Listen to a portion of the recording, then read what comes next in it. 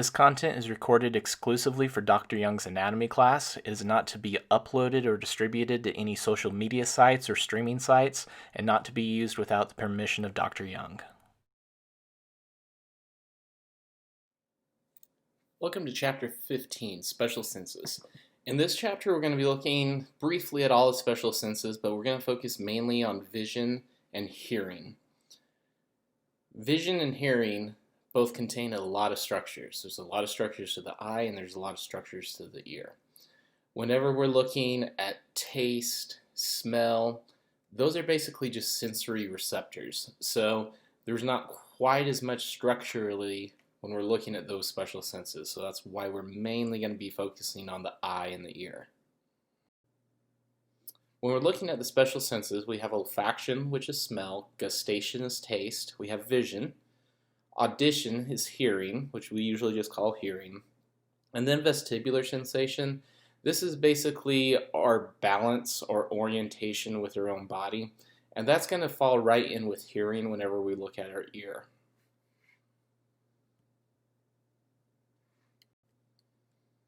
Alright, looking at olfaction or smell first.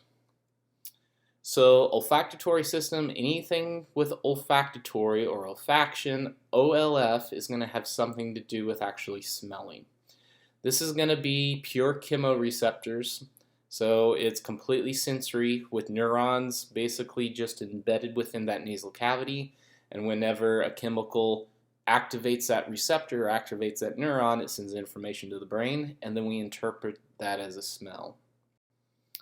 So we have our olfactory nerve, which is that first cranial nerve. It's attached to a bulb and then a track leading up to the brain.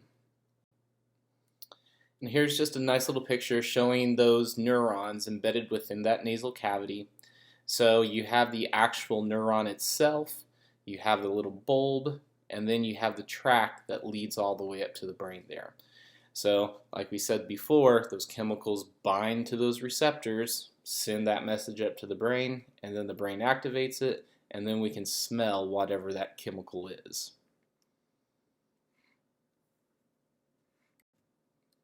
Taste. Taste is next. So taste is gustation. So anything that starts with gust, G-U-S-T, is going to have something to do with taste. Taste is very, very similar to our olfactory senses, to our smell.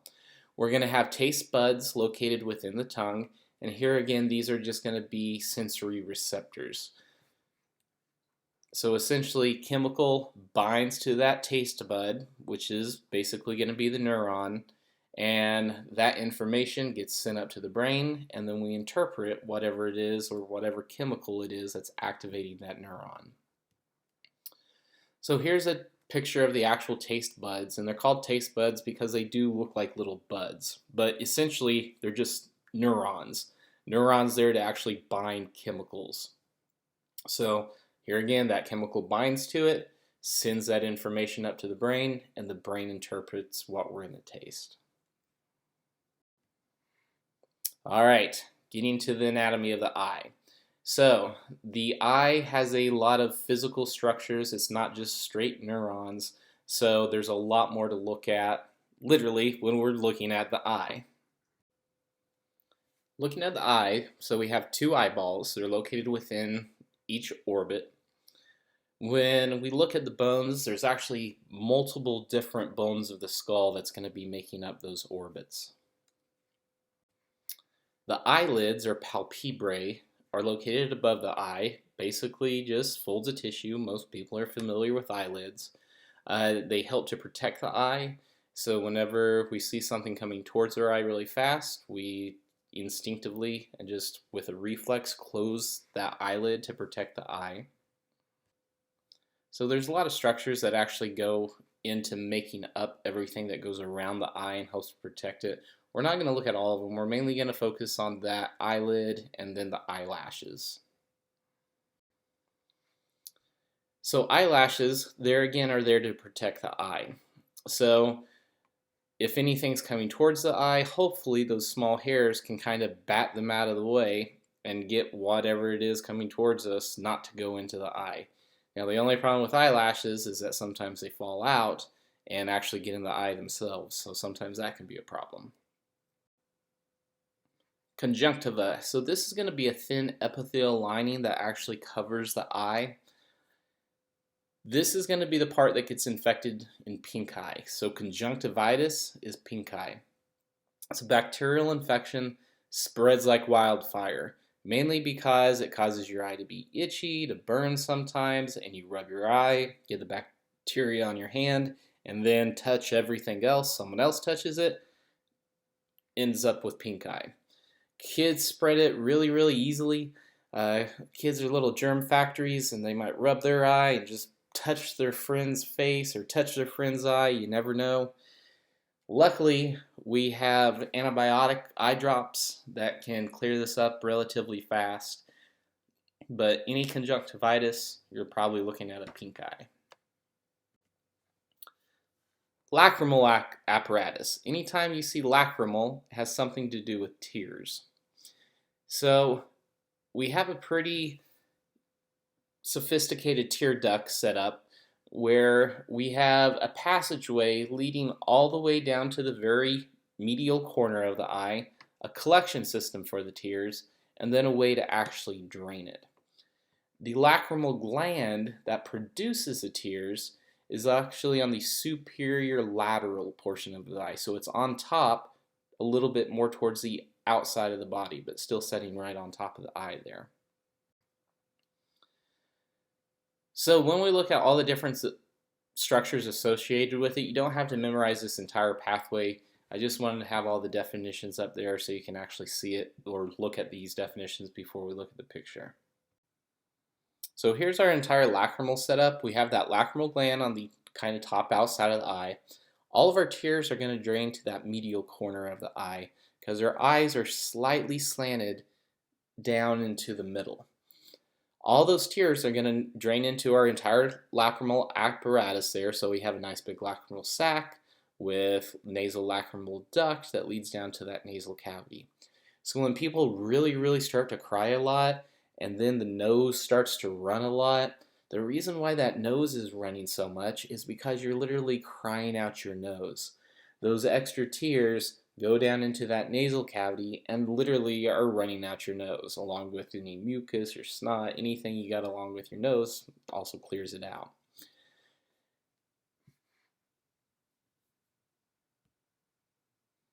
Now, the functions of tears, they're mainly there to help to lubricate the eye. We're moving the eye around all different directions all the time, so those tears really help to lubricate the actual eye. But they're also going to spread nutrients and help to get rid of waste. So they can distribute oxygen, they can distribute basically anything, ions, that conjunctiva on the outside of the eye it may need to keep healthy. And then also it can help to get rid of waste. A lot of times if we do get something in our eye, we'll produce extra tears to help to kind of flush out whatever it is that we got in the eye. Looking at the eye muscles, we do move our eyes in all different directions. We have 6 different muscles that are actually going to help to control that eye movement. And as we saw with the cranial nerves, we have 3 different cranial nerves that are going to lead to these different muscles to help to control the movement. Even though we have 6 of them, the names aren't too bad because we have a superior, an inferior, a lateral, and a medial rectus. So literally just name for where they're at and then add rectus to it. So superior is on top, inferior is on the bottom, lateral is to the side, and medial is on the inside. Our second 2 are going to be superior oblique and inferior oblique. So we had our first 4, and then these are the next 2. So superior oblique is on top and runs obliquely, and inferior oblique is on bottom and runs obliquely. So 6 muscles total actually helping us to control that eye movement. And just to remind you, here's your 3 cranial nerves helping to control them. So we have that ocular motor nerve, we have the trochlear nerve, and then we have that abducens nerve. So 3 cranial nerves helping to control all those eye movements. And here's a picture of all the muscles. So you can see all 4 rectus muscles, and then you can also see how those oblique muscles literally run obliquely. And they run obliquely because we kind of hold them with little bands of connective tissue there.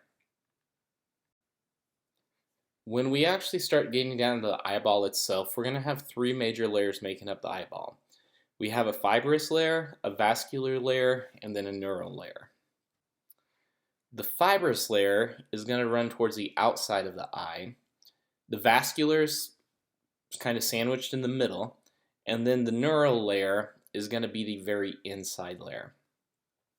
Here we can see the fibrous layer is made up of the cornea, which is a protective, very outside portion of the eye that really helps to protect the iris, the pupil, the lens to some extent, and then also the sclera that wraps all the way back to the back of the eye. That's just connective tissue. That sclera is the white of the eye. The cornea is going to be completely clear.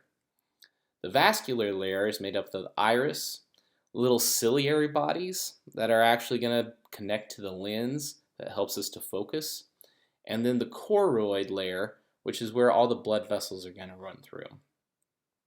The neural layer is the retina. So that's where all our neurons are going to be located, which are responsible for detecting and picking up that light and sending that information down through the optic nerve, cranial nerve number 2, to our brain to interpret, and that's what we actually end up getting as vision.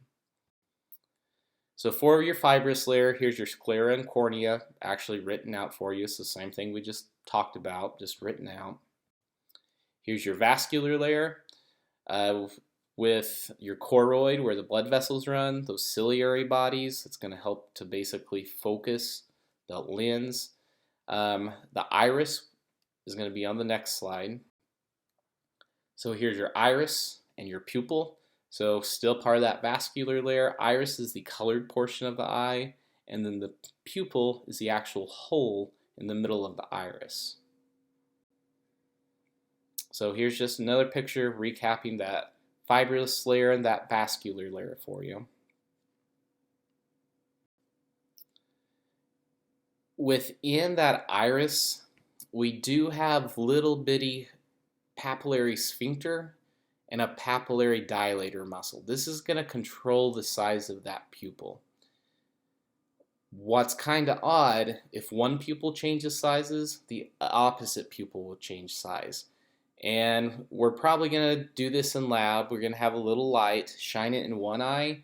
It's called a consensual reflex. When you shine the light in one eye, that pupil constricts, but the opposite pupil also constricts. I'm going to show you in the pathway of our vision how our nerves actually cross over one another. So whenever you activate one nerve, the opposite nerve automatically gets activated. It's a neat system how it's set up, but it can get complicated relatively fast. And here's just showing that consensual pupillary response. So we do have those sphincters and those muscles that do help with dilation and constriction.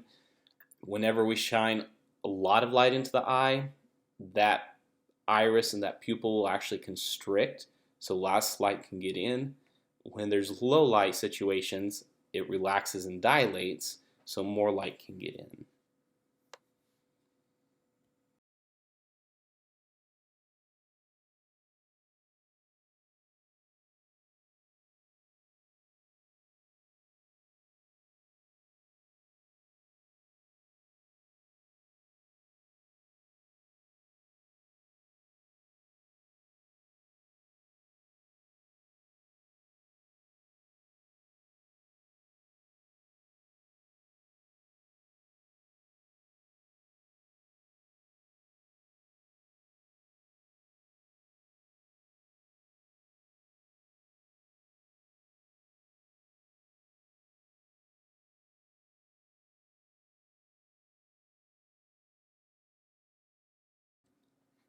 We do have a couple special areas in that actual neural layer. The macula, this is going to be kind of a slightly darker, slightly yellow region where we find a lot of photoreceptors collected in one place. This one little area is actually responsible for a lot of our color vision. It's where a lot of our cones, which is the receptor responsible for color vision, are going to be packed. We also have rods, which are a different type of receptor that are more responsible for low light, night, photochromatic type of vision. Then we have the optic disc. The optic disc is actually where the cranial nerve and all of our arteries branch into the eye. This is a blind spot. We don't have any receptors there. We don't have that pigmented layer that soaks in the light, because we have to have at least one area where things enter and exit. So that's going to be at the optic disc. And we can actually see both of these areas. We can see the macula, we can see the optic disc just through a normal eye examination. So here's a picture of the actual eyeball, like we were looking into someone's eye, doing an eye examination with an ophthalmoscope. Basically just shines a light into the eye, and we have a little magnifier that will magnify that image for us.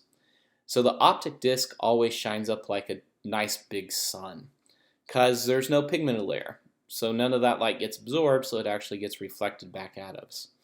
Coming out through that optic disc, we should be able to see our blood vessels coming out through there. They should be relatively big. We want to see a lot of them. We want to see their small branches. If we don't see those real small branches, that sometimes can be an indication of a disease process. Diabetes is a big one we're always concerned with, because diabetes kills off the small blood vessels throughout the entire body, which includes the eye.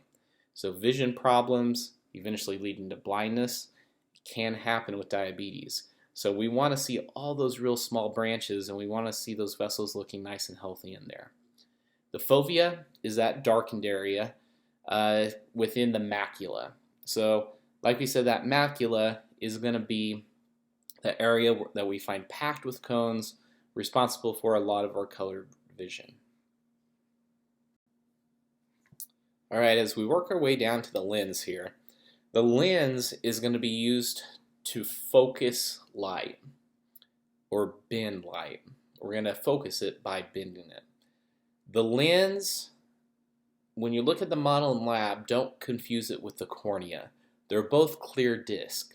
The cornea is larger in diameter but thinner. The lens is smaller in diameter but thicker. The lens doesn't protect anything. The cornea protects the lens. So don't flip-flop them when you're looking at them. That lens is actually going to be located underneath the iris. The way we're going to focus it is with the ciliary bodies.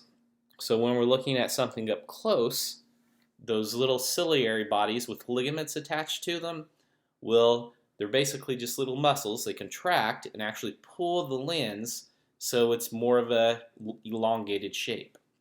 When we're looking at something far off in the distance, they're going to relax so we can see whatever it is far off in the distance. Now, this is where the problem comes in as we age with being able to read things like menus relatively up close. As we age, those muscles aren't as strong anymore and can't contract and can't pull that lens as elongated as it used to be able to. So when we try and focus on things up close, they're not as in focus because those little muscles have basically worn out. Now, when people have vision problems when they're younger, it's usually due to the shape of the lens to start with. So especially if you're trying to see things in the distance and they've always been blurry and you need contacts or glasses, well, that's because that lens was never the right shape. So whenever those ciliary ligaments just relax, the lens actually doesn't go back to the shape it should be in to focus on those faraway objects. So that's why we use glasses or contacts to compensate for that slightly wrong shape of that lens. So here's a picture. You can see the lens, you can see the pupil, which is the actual opening to the iris to get down to the lens. You can see those ciliary bodies with those little ligaments attached to the lens. So those ciliary bodies are just little muscles that contract and pull those ligaments, which pulls the lens and actually gets us to focus, like I said, on either things up close or things far away. We also have two big cavities in the eye So we have a posterior cavity and an anterior cavity. These are both going to be filled with fluids.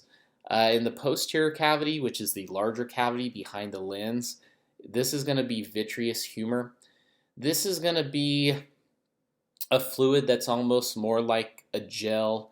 It has proteins floating around in it. It helps to keep the shape of the eye. The aqueous humor in the anterior cavity, which is located in front of the lens, this is also filled with a very similar fluid as a vitreous fluid is going to be found in that posterior cavity. This is going to actually help to keep that iris nice and healthy, and there again distribute nutrients, get rid of waste from that ciliary body area. This is going to have actually a little drainage area called the scleral sinus. The scleral sinus will recycle this fluid because the epithelial cells are continuously be making this fluid in there. So we're always going to be making some and replacing some. If that scleral sinus gets blocked, that fluid is going to build up and the pressure inside the eye is going to build up. That can actually be very dangerous and cause blindness. It's usually really painful though, so people usually get it seen about before it actually causes too much damage. But if you've ever gone to the eye doctor and they do that little puff test where they blow the actual air into your eye, it's like a little puff. What that does, it's measuring the pressure in the eyeball. That air hits the eye, it bounces back to the machine, and it can measure that pressure. And what it's measuring is the pressure of the fluid in that anterior cavity. As long as that's draining like it should, they should get a nice constant pressure within a range. If the pressure is too high, there may be a problem with that drainage.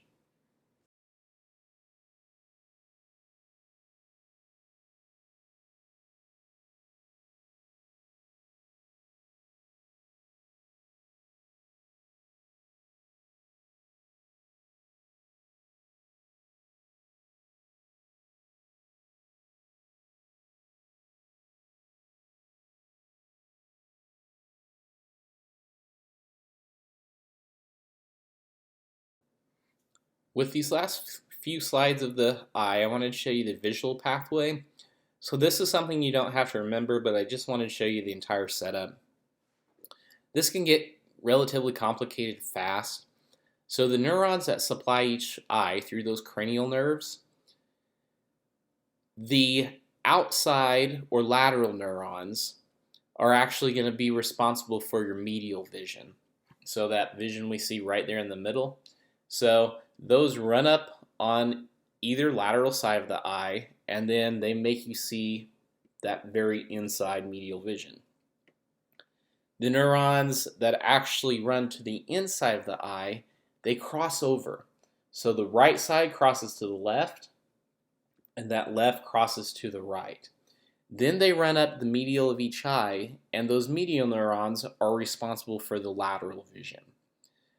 Now, this can really help us determine where eyesight problems are sometimes if the problem is actually with the neurons themselves. If someone has a lesion right in the middle of where those neurons cross over, this is called the optic chiasm. If there's damage there, then what people end up with is tunnel vision. Because if those medial neurons get damaged where they cross over, the lateral vision doesn't work, so you just end up with tunnel vision. Now, if there's damage up higher to both tracks going to one eye, then you just have vision problems in that one eye. Or if the problem is just with the medial vision, but you can see fine laterally, then the problem is probably just with one of the lateral neurons. So it can actually help us to trace down where the problem might be. But once those neurons actually make it into the brain, then they're going to go to nuclei more towards the center of the brain, and then those nuclei have neurons that branch all the way to that occipital lobe. So we have a relatively complicated pathway for our vision. Like I said, this isn't something you need to memorize, but I at least wanted to show it to you. Because we have half our neurons that stay on the same side, we have half our neurons that cross over and go to the opposite side, then it has to branch back to nuclei, then it has to branch back all the way to that occipital lobe. So relatively complicated vision pathway, but it does help us to sometimes figure out where that problem is. And here's just another basically summary slide looking at how that vision pathway is going to work and how that brain actually interprets vision. All right, up next is the ear. When we're looking at the ear, we're going to have three big major sections. We have the external or outer ear, the middle ear, and then our inner ear.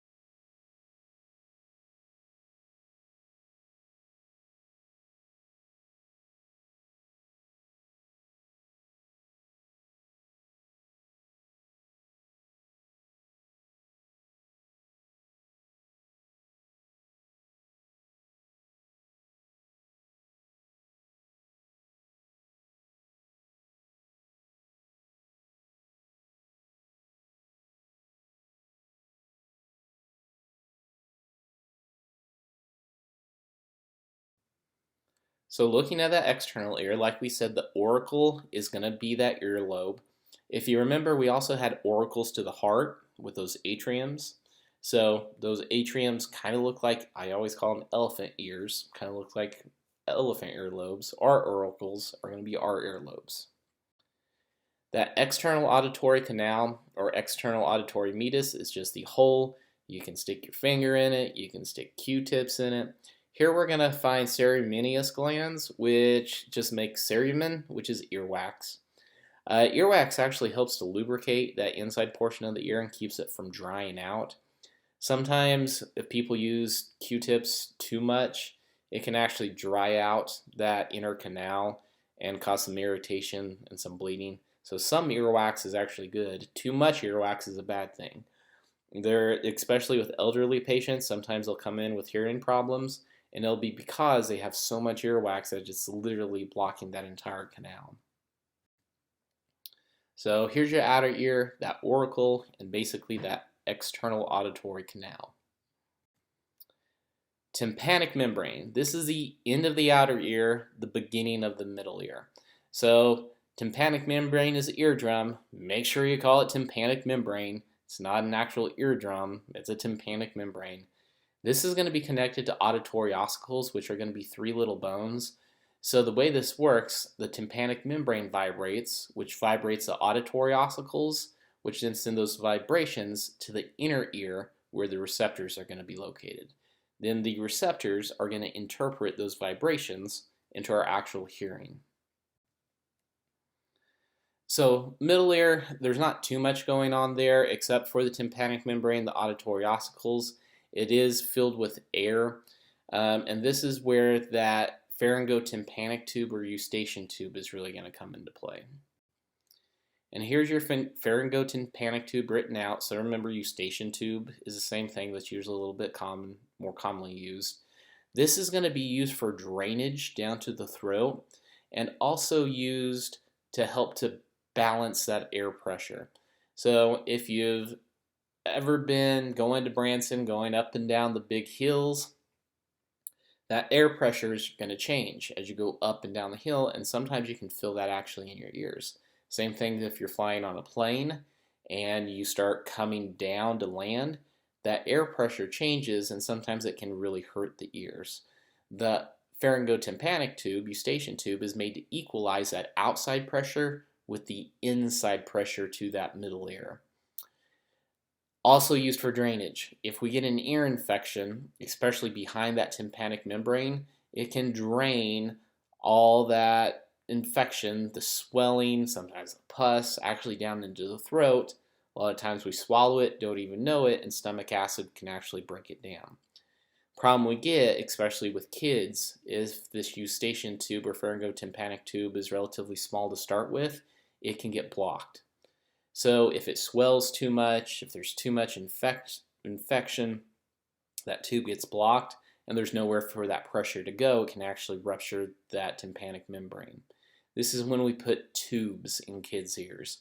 We literally make a small incision in the tympanic membrane so that fluid can then drain out of that external canal instead of down that eustachian tube.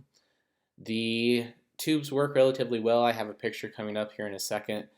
But it can cause some damage to that tympanic membrane, and they can also get dislodged. Kids are bad about messing with them. If they're running and playing, sometimes they can just come out, and then they have to be repositioned. Auditory ossicles are the small little bones attached to that tympanic membrane. It's the malleus, incus, and stapes. The stapes is a little kind of pitchfork-shaped bone a little bit. Stapes is actually the smallest bone in the body. Jeopardy type question. You don't have to memorize the name to all these small bones. You can just call them auditory ossicles. They connect to that inner ear to an area called the oval window. We do have little bitty muscles in here too called the tensor tympani and stapedius muscles. These are some of the smallest muscles in the body. They actually help to dampen real loud noises when they hit that tympanic membrane. So it actually helps to try and protect it, prevent it from getting damaged a little bit. But if you're at a real loud concert, that tympanic membrane is taking a real big beating. It still might take a little bit of damage. Plus, it helps to dampen those waves actually going to the cochlea. And that's what we're really concerned about. We're really concerned about damaging those receptors that are picking up all those sensations, those vibrations from that hearing. So here's a picture of that middle ear. You have that tympanic membrane, you have the auditory ossicles that attach to that inner ear at that oval window, that little stapes, and then that nice tube leading down to the throat, which is that pharyngotympanic tube or that eustachian tube. And here's a picture, otitis media. So this is basically an ear infection. If that eardrum, the tympanic membrane gets infected, it should look like all the way on the left is a nice healthy tympanic membrane. It's connective tissue, so it should look kind of white, relatively shiny. The middle picture is of an infection. It's red, kind of bloody looking. A lot of times it may kind of be bubbled up if there's a lot of pressure behind it, kind of pushing out. And then the picture on the very right is a picture of a tube actually in the ear. So that eustachian tube going down to the throat gets blocked. We put a tube in the tympanic membrane so all that extra fluid can actually drain out of the ear. Getting to our inner ear. So our inner ear is going to be made up of several different parts. It's all surrounded though by a bony and membranous labyrinth. Bone on the outside and then a membrane on the inside. This is going to hold a fluid called endolymph. This fluid is what's going to activate all our receptors in the inner ear. So when you're thinking about the inner ear, I always think of it kind of like a snell. The first section we start with is the head of the snell, or the vestibule. The vestibule contains the oval window which the auditory ossicles connect to. So this is what's going to receive all the vibrations that eventually lead to the cochlea. The utricle and saccule is where we find the actual receptors to this vestibule. What this vestibule is really going to be responsible for, since it's filled with that endolymph, that fluid, it's going to have receptors. So every time we move our head in a certain direction, it is going to pick up the movement of that fluid within inside that vestibule and actually interpret that depending on which way we're moving. The big thing that the vestibule is going to pick up is going to be linear acceleration and gravity type movements. So linear acceleration, when you first take that step walking forward, you can kind of feel that sensation of movement. The vestibule is responsible for picking up that sensation. When you start to fall, you get the sensation of falling. The vestibule is also responsible for picking up those type of movements. So linear acceleration and gravity type movements.